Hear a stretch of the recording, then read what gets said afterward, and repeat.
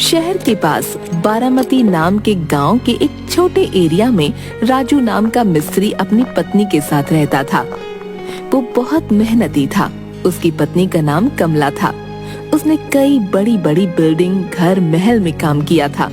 वो उस एरिया का प्रसिद्ध और होशियार राजमिस्त्री था। वो रोज सुबह अपने काम को जाता और शाम को घर वापस आता और सुखी जीवन जीता। पर किस्मत को कुछ और ही मंजूर था।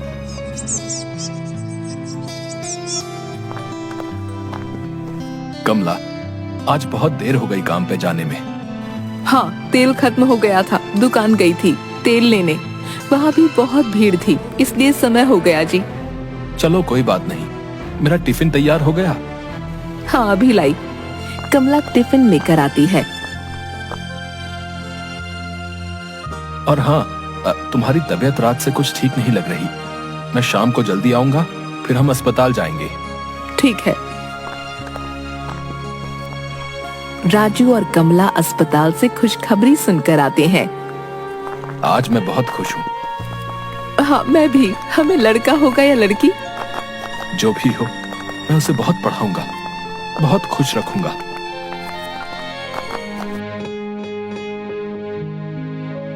नौ महीने बाद राजू और कमला को लड़का होता है।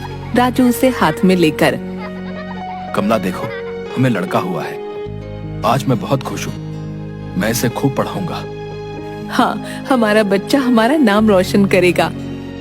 हाँ, आज से मैं और ज्यादा मेहनत करूंगा और इसे खूब पढ़ाऊंगा। इसे मैं अपनी तरह काम पे नहीं भेजूंगा। मेरा बेटा नौकरी करेगा, है ना कमला? हाँ, हमारा बेटा ऑफिसर बनेगा। कमला और राजू अपने बेटे का नाम राहुल रखते हैं। वो उसे खूब पढ़ाते हैं, उसे बाहर पढ़ने भेजते हैं।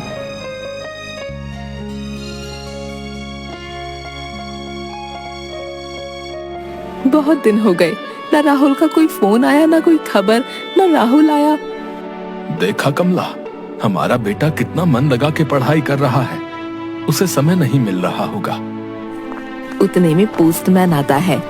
राजू से, तुम्हारे लिए चिट्ठी आई है। अब किसकी है भाई? अब लाए हो तो पढ़ के भी बता दो। राहुल की चिट्ठी है। मेरे बेटे ने चिट्ठी भेजी है। क्या लिखा है? देखा कमला, तुम बेमतलब में घबराती हो। कहता है, माँ बाबा आप कैसे हैं? मैं यहाँ ठीक हूँ, मेरी चिंता मत करो, मैं जल्दी ही आऊंगा। और हाँ बाबा, मेरी अब नौकरी लगने वाली है। उसके लिए मुझे 1 लाख रुपयों की जरूरत है, नहीं तो मुझे नौकरी नहीं मिलेगी और मेरी पूरी मेहनत पानी में चली जाएगी। हाय दैया, ये जालिम जमाना। एक तो महंगी पढ़ाई और उसके बाद कमीशन भी मांगते हैं नौकरी लगने के लिए। चाहे कुछ भी हो जाए, मैं अपने राहुल को हारने नहीं दूंगा। अरे हाँ मिस्त्री साहिब, पर पैसे कहाँ से लाओगे? कोई बैंक लूटेंगे या अपनी किडनी बेच देंगे? बोलो भला। नहीं, मैं धन्ना सेठ से बात करूंगा जो ब्याज पर पैसे देता है। हाँ, पर वो पैसे के बदले कुछ गिरवी रख लेगा। तुम्हारे पास क्या है गिरवी रखने को? हमारा ये घर, हम अपने बेटे के लिए इसे भी बेच देंगे, चाहे हमें कहीं सड़क पर रहना पड़े। और इस तरह राजू धन्ना सेठ साहूकार के पास से पैसे लेके अपने लड़के राहुल को भेजता है। उधर राहुल नौकरी पे लगता है। कुछ दिन में ही उसे एक लड़की पसंद आती है। वो उससे शादी कर लेता है और अपनी दुनिया में ही खुश हो जाता है। माँ बाप को भूल जाता है। सुनो जी, इतने साल हो गए, अभी तक हमारा लड़का हमसे मिलने नहीं आया। कैसा होगा वो? उसका कोई अता पता नहीं है। कमला, तुम चिंता मत करो। उसने बोला था मैं आऊंगा तो आएगा। राजू को बहुत चिंता होती है कि वो कर्जे के पैसे कैसे चुकाएगा। अब वो सोचता है कि वो कहीं काम ढूंढेगा। सुबह कमला, मैं काम ढूंढने जा रहा हूँ। इस उम्र में आपसे काम नहीं हो पाएगा जी। लेकिन धन्ना सेठ का कर्जा भी तो चुकाना है। लेकिन आपको इस उम्र में काम कौन देगा? तजुर्बा है इतने सालों का कमला, कोई ना कोई काम तो दे ही देगा। और राजू काम ढूंढने निकल जाता है।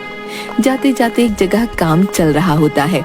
वहाँ काम वालों पर उनका मालिक लाला सेठ ठेकेदार बहुत चिल्लाता रहता है। क्या हुआ साहब? अरे तुम्हें बता के क्या करूं, हैं? मेरा दिमाग खराब करके रखा है इन्होंने। इन्हें इस बिल्डिंग की ये दीवार दिल के आकार के डिजाइन में बनाने को बोला है घर के मालिक ने। 4 बार दीवार बनाकर गिरा चुके हैं ये कमबख्त कहीं के। अगर वो दिल का डिजाइन नहीं बना पाए हम लोग तो बहुत बड़ा नुकसान हो जाएगा। साहब मुझे थोड़ा बहुत तजुर्बा है, अगर बुरा न माने तो मैं कोशिश करूं। अब इस बुढ़ापे में तू क्या सुधरेगा? चल बोल रहा है तो तू भी कर ले। पहले इसका बेस मजबूत रखिए और बाद में सलाख डालकर धीरे धीरे ईंटें घुमावदार बनाइए, जिससे उनका काम सही हो जाता है।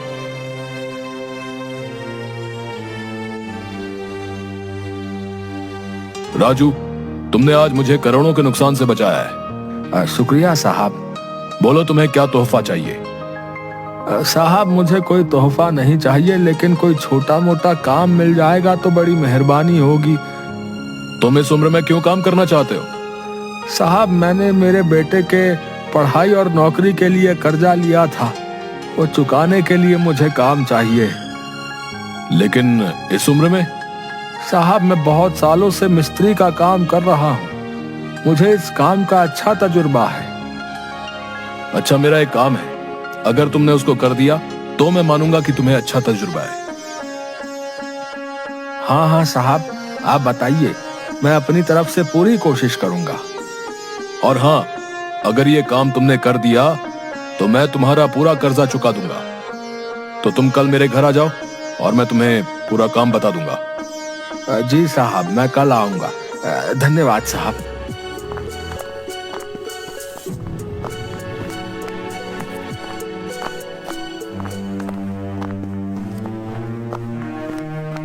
क्या हुआ, आप इतने परेशान क्यों हो? काम नहीं मिला? कोई बात नहीं, हम कुछ ना कुछ कर लेंगे, परेशान मत होइए। कमला ऐसा काम मिला है जिससे हमारा पूरा कर्जा चुकता हो सकता है। फिर आप परेशान क्यों हो? और इस उम्र में ऐसा क्या काम जिससे हमारा पूरा कर्जा चुकता हो जाएगा? वही सोच रहा हूँ, अभी कल लाला सेठ जी के घर जाके ही पता चलेगा कि क्या काम है। अब चलो खाना खाते हैं और आराम करते हैं, सुबह लाला सेठ के घर भी जाना है। हाँ ठीक है।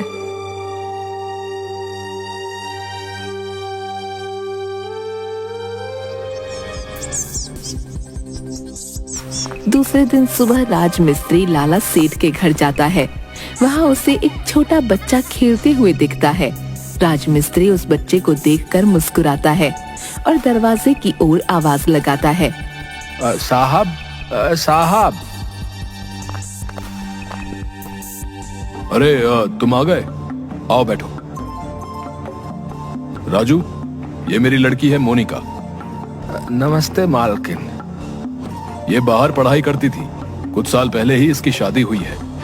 लड़का भी आसपास के गांव का है और ये रहा इसका शरारती बच्चा। इसका एक सपना था कि हमारी खुद की एक जोहरी की दुकान रहे गांव में। इतने में मोनिका बोलती है, बात यह है कि 3 साल पहले हमने ये बाजू में ही अच्छी बड़ी दुकान बनाई, लेकिन हर 4 या 5 महीने में हमारी दुकान की तिजोरी से पैसे गायब होते हैं। अभी पिछले महीने में भी चोरी हुई। अगर तुम्हारे पास उसका कोई इलाज है तो बताओ। पहले मुझे जरा दिखाओ, मैं वहीं पर कुछ ना कुछ दिमाग लगाकर इंतजाम कर दूंगा। लेकिन इस उम्र में राज मिस्त्री जी कितना दिमाग लगाओगे? बड़े बड़े इंजीनियर फेल हो चुके हैं। साहब मैं लिखा पढ़ा इंजीनियर तो नहीं हूँ, परंतु बहुत सालों से मैंने मिस्त्री का काम किया है, मुझे इस काम का अच्छा तजुर्बा है। साहब क्या आप मुझे अपनी दुकान दिखा सकते हैं? हाँ बिल्कुल। राजमिस्त्री पूरी दुकान देखने के बाद, देखिए यहाँ हमने पक्के से पक्का लॉकर बनाया, पर कोई ना कोई चोरी हो ही जाती है।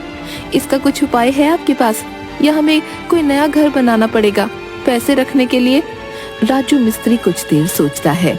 जी कोई बात नहीं, ये तो बहुत आसान है, मैं अभी 5 मिनट में इस चोरी की समस्या को दूर कर देता हूँ। तुम तो ऐसे बता रहे हो जैसे कोई बीरबल का दिमाग है तुम्हारे पास। जी मैं बीरबल जैसा दिमागदार तो नहीं हूँ, परंतु सुनिए एक तर्क की बात बताता हूँ। तो जल्दी बताओ। साहब, आपने आपके दुकान की तिजोरी एक कोने में रखी है। अगर आप उस तिजोरी को बीचों बीच रखते हैं तो उस पर सबकी नजर रहेगी। एक बार उसे जगह से हटाइए और बीच में ला के देखिए, सबकी नजरों के सामने रहेगी। और उसे इस तरीके से बनाइए कि किसी की समझ में ना आए कि वो तिजोरी है। जैसे उसके ऊपर बैठने का टेबल बना लीजिए। आइडिया तो मुझे अच्छा लगा, पर आप ही अपने हाथों से इसे टेबल के जैसे आकार का बना दीजिए। ठीक है, ऐसा करके देखते हैं। अगर मेरी दुकान में 6 महीने के अंदर चोरी नहीं हुई तो मैं तुम्हारा पूरा कर्जा चुका दूंगा। ठीक है साहब। वो उस तिजोरी का काम 5-6 दिन में खत्म कर लेते हैं। राजू मिस्त्री काम खत्म होने के बाद घर में ही रहता है कि अब क्या करे। क्या सोच रहे हो? सोच रहा हूँ कि जो लाला के यहाँ काम हुआ वो बराबर है या नहीं। अगर वहाँ चोरी हुई तो पैसे नहीं मिलेंगे, फिर हम क्या करेंगे? आप परेशान मत हो, जो भी होगा अच्छे के लिए होगा। लाला सेठ के काम को अब 8-9 महीने हो जाते हैं। मैं आपको इतने सालों से बोल रही हूँ कि मुझे मेरे ससुराल को देखना है, लेकिन अभी तक आपने ना अपने गांव का नाम बताया, न कभी लेकर गए। तुम्हारे लड़के से तुम सिर्फ 6 महीने दूर रहे तो इतने तड़प रहे हो। कभी सोचा है कि तुम्हारे माँ और बाप पर क्या बीत रही होगी? अब परसों तुम्हारा बर्थडे है तो मैं चाहती हूँ कि हम यहाँ मनाएं, नहीं तो मैं कभी भी वापस नहीं आऊंगी। मोनिका का पति राहुल ही रहता है, जो राजू मिस्त्री का लड़का था। अपनी पत्नी की ऐसी बात सुन के राहुल को बहुत पछतावा होता है। मुझसे बहुत बड़ी गलती हो गई मोनिका, जो मैं इतने साल अपने माँ और बाबा से मिलने नहीं गया और न ही तुमसे मिलाया। मुझे माफ कर दो। अब कोई बात नहीं, जाने दो। लेकिन यहाँ से जब हम वापस जाएंगे तो सबसे पहले आप मुझे मेरी ससुराल लेकर जाओगे, तभी तुम्हारी गलती माफ होगी। हाँ ठीक है, और मैं मेरे बर्थडे पर तुम्हें एक सरप्राइज दूंगा। नहीं, सबसे पहले मैं दूंगी, फिर तुम, ठीक है? हाँ ठीक है। फोन रखकर राहुल अपनी गलती पर बहुत रोता है और दूसरे दिन अपने माँ और बाबा को मिलने जाता है। लाला सेठ का आदमी राजू मिस्त्री को ढूंढते ढूंढते उसके घर पहुंचता है। लाला सेठ का आदमी राजू मिस्त्री और कमला के पास जाकर, क्या आपका नाम राजू है और आपका नाम कमला? हाँ।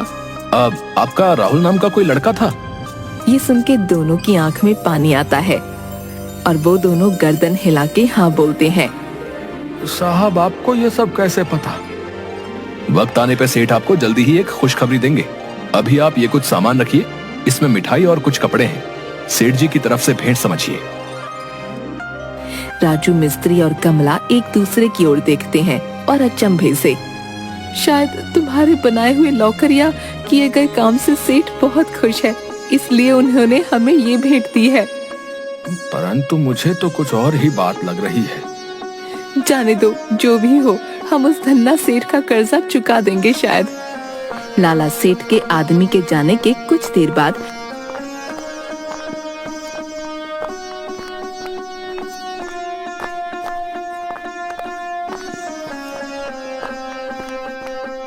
एक जवान लड़का सूट बूट टाई पहनकर एक बड़ा बैग हाथ में लिए घर के दरवाजे से अंदर आता है। जी, आप हमारे घर में क्यों घुसे चले आ रहे हैं? आप कौन हैं? कमला अपने लड़के की शक्ल पहचान जाती है और रोने लगती है। एक बार तो मिलने आ जाता बेटा, ऐसा एक पल भी नहीं गया जिस पर हमने तुम्हें याद नहीं किया हो। माँ बाबा, मुझे माफ कर दो, मुझसे बहुत बड़ी गलती हो गई। चल बेटा, मैं तुझे अपने हाथों से खाना खिलाती हूँ। और वो बहुत सारा भोजन बनाकर उसे खिलाती है। अरे आहिस्ता से, अरे धीरे धीरे खा। तुझे अभी कहीं जाना तो नहीं है? इतनी जल्दी क्यों कर रहा है? हाँ, मुझे अभी कहीं जाना है, परंतु मैं कल सुबह ही तुम्हें लेने आऊंगा।